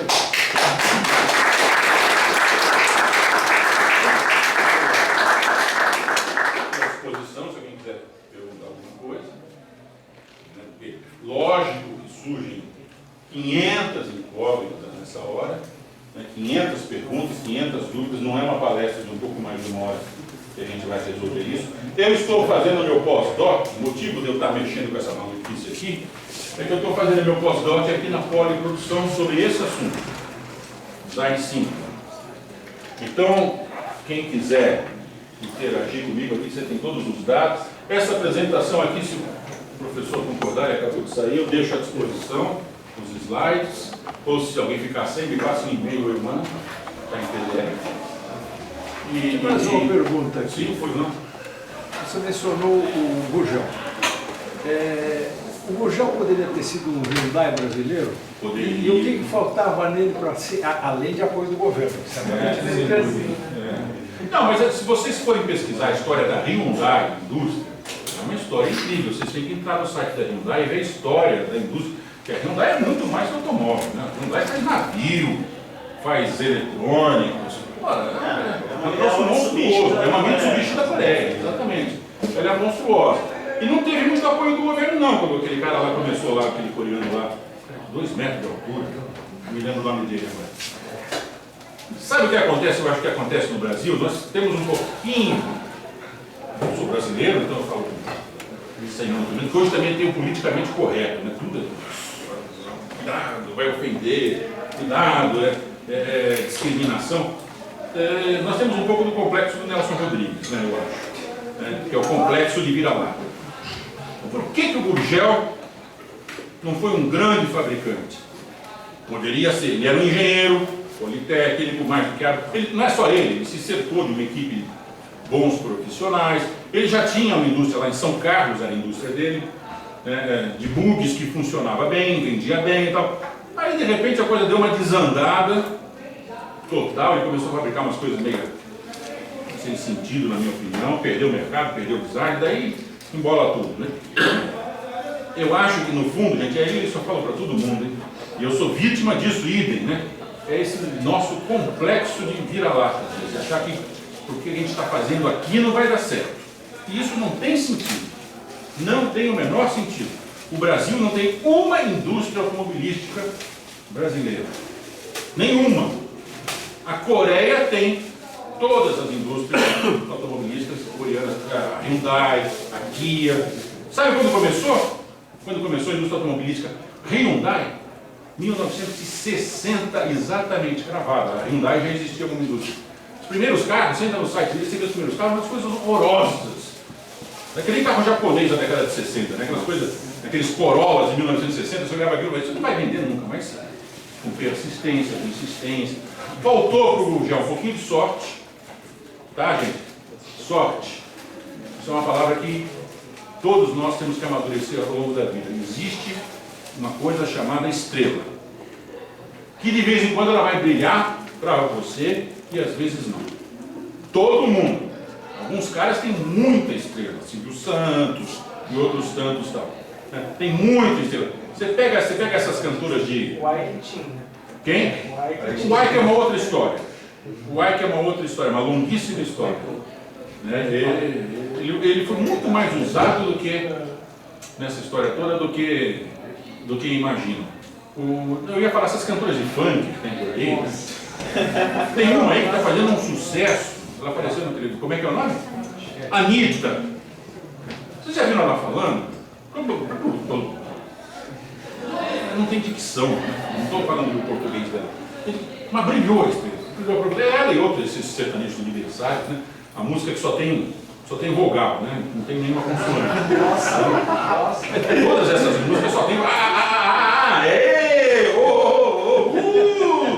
Então, a música é só do vogal. E vende, tem uma estrela. Tem o quê? Mercado, que estava receptivo. Tem a pessoa que é a pessoa certa, por mais esculhambada que seja a pessoa, era a pessoa certa naquele momento. Porque aqui ninguém ia cantar funk. Vocês toparam? Ia ganhar um dinheirão.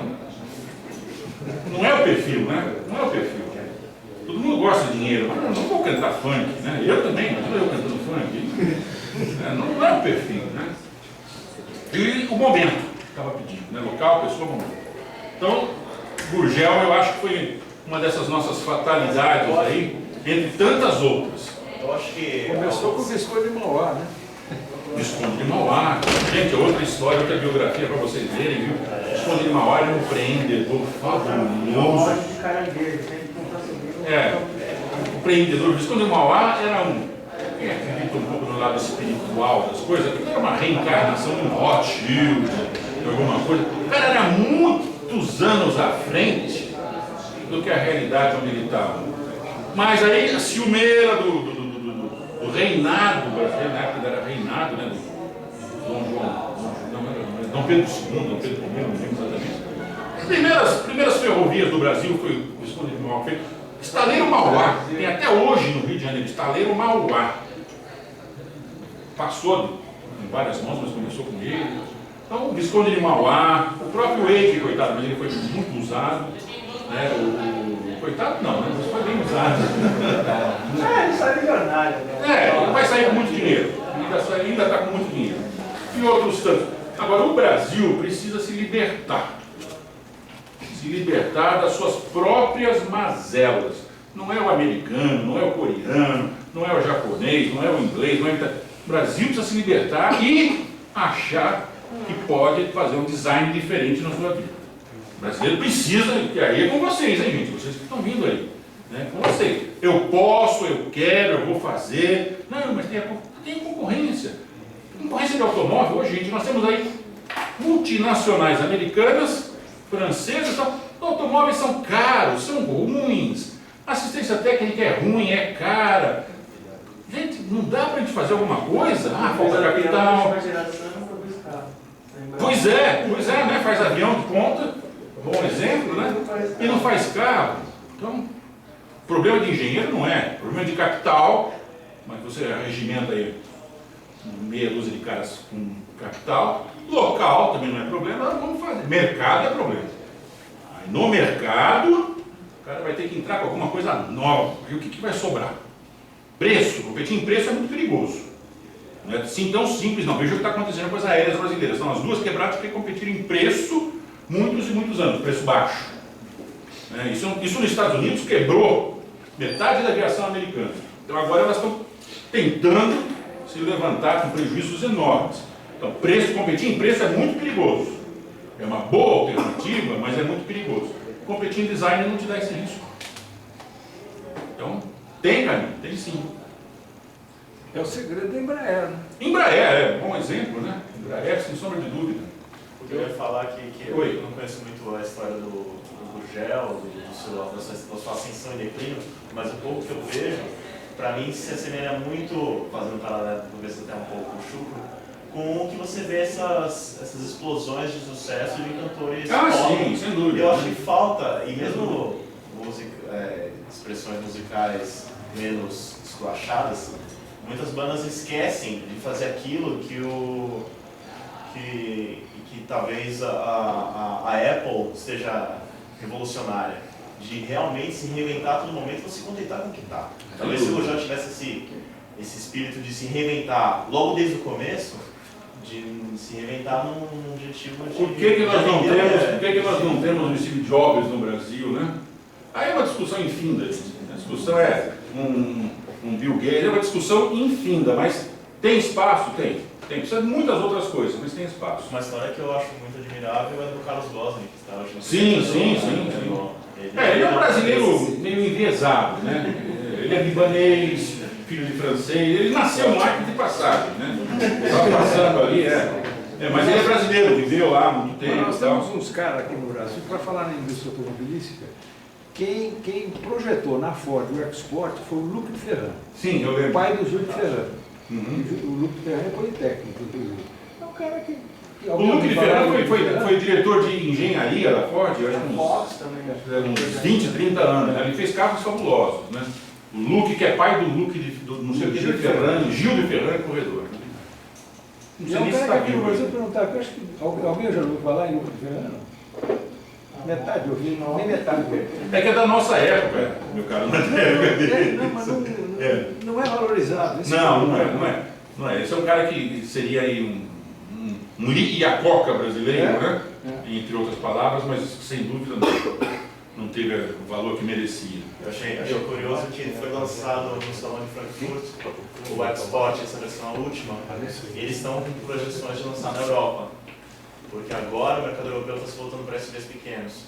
E eu trabalho no automotivo, então eu leio muito a respeito. E foi curioso que eles lançaram no salão e algumas pessoas que estavam no stand da Ford perguntaram, algumas pessoas iam perguntar para quem estava atendendo, escuta, mas de onde foi desenvolvido esse carro? As pessoas não sabiam, falaram, olha, eu sei que vende no Brasil, mas eu não sei de onde vem. Existem coisas fabulosas feitas por brasileiros em geral, como automóveis, como roupas, na área do design o Brasil é muito forte, existem designers aí no sentido mais clássico da palavra, trabalhando lá no estúdio Pininfarina, dando aula no Politécnico de Milano e tal. É muito forte, o brasileiro é muito... que eu falo criatividade, não é ficar pensando em tolice, né? Tem que ser uma criatividade útil e bonita. É esse o X da questão. Criatividade útil e bonita, tem que ter um visual. Por isso o design visual, legal. Daí eu vou atrás de uma moça bonita, não vou, né? Quando eu era solteiro, namorar com uma requenguera.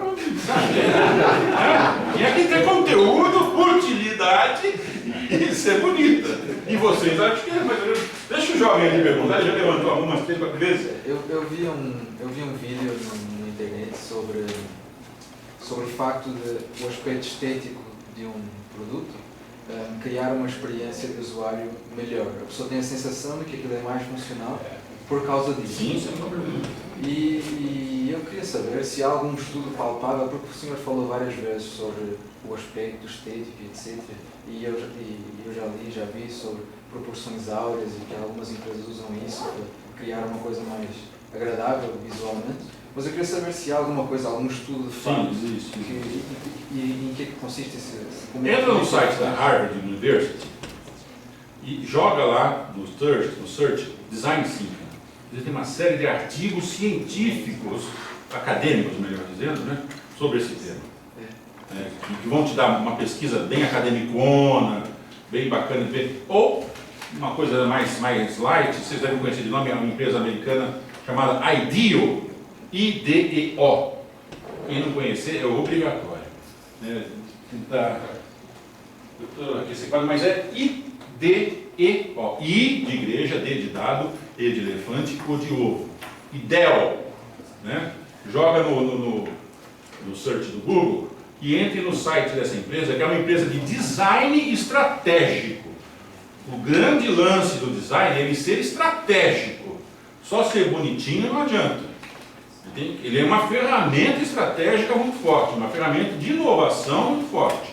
É nessa linha que tem que caminhar a coisa, senão, bonitinho. E daí? Então ele é uma ferramenta estratégica, ele traz vantagem competitiva, ele é agradável aos olhos, ele induz a pessoa a ter confiança e assim por diante. Esse site da IDEO, que é a maior empresa que tem, acho que no mundo sobre esse assunto, esse design estratégico, vocês têm vídeos, vocês têm material de pesquisa, muita coisa lá, top. Deve ter muita coisa relacionada à psicologia, né? Muito. Inclusive um brainstorm nunca se faz, lá eles têm trabalhos de brainstorm que eles mostram, nunca se faz só com engenheiro, vai dar uma droga, né? Nem com administradores, né? Não, então, né? Você bota um psicólogo, um sociólogo, um músico, uau, um designer, um engenheiro que vai ter que dar aquela formatação final naquela zoeira toda e por aí fora. Aí você vai criar uma situação, né? É isso daí. Ok, gente? Não quero adiantar muito aí por conta da hora, mas por favor. Porque, mudando o tema, antes eu tinha uma imagem, assim, eu não aprofundei para pesquisar sobre design, mas eu tinha uma imagem, assim, que fosse uma maneira de abordar qualquer tipo de problema, não só esses mais voltados para o mercado. Isso, você começou uma abordagem nesse sentido, né? Eu fui nesse sentido. Aí depois você virou mais para o lado do design mesmo propriamente dito, relação de produto, com termos de funcionalidade, de aparência e tudo mais. Qual dos dois lados são mais voltados? O meu trabalho está na linha de design junto com estratégia.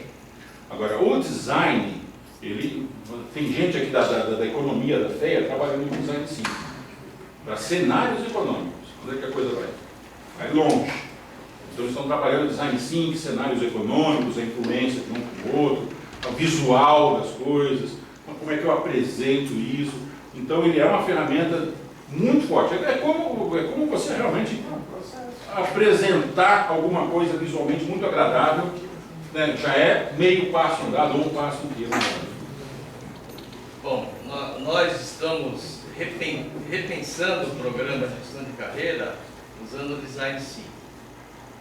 Está muito legal, não estão visando ganhar dinheiro, mas como agregar valor para os alunos, como trazer experiências relevantes, interessantes para esse público que a gente está buscando, com universitários em várias faixas etárias, níveis de amadurecimento diferentes, usando todas essas ideias. Então, e está bem legal. Tá? Realmente é uma forma de enriquecer o trabalho do engenheiro. É que tudo que eu falei, assim, são vários pedaços, eles estão aparentemente meio desconectados, né?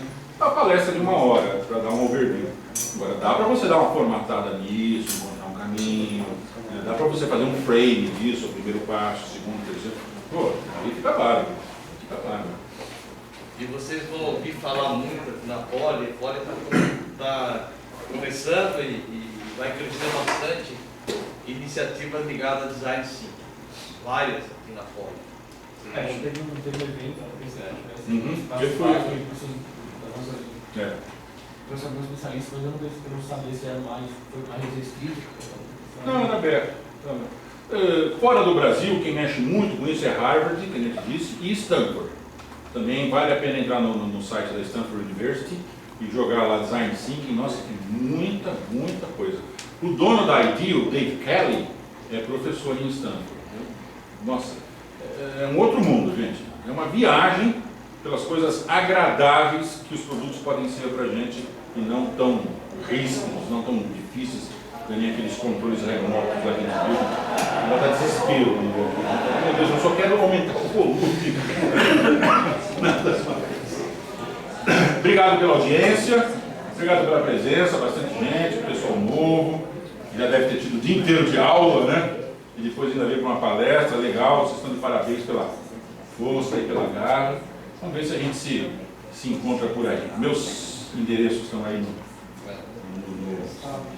eu deixo, viu, professor? Minha apresentação está aí no desktop, está disponível se quiser passar para eles. A gente vai disponibilizar no nosso site e também no YouTube. Está sendo filmado.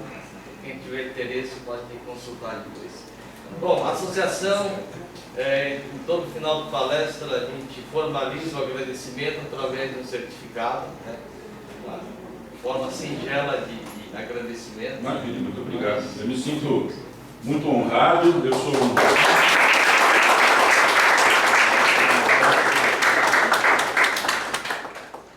um ex-aluno aqui da turma de 79, fiz administração de empresas também, depois fui fazer mestrado na GV, depois voltei para cá, fiz doutorado, depois fui para o Mackenzie, 10 anos em Mackenzie dando aula, e agora voltei para cá, para o pós-doc, para estudar design thinking, então tenho muito carinho por essa casa.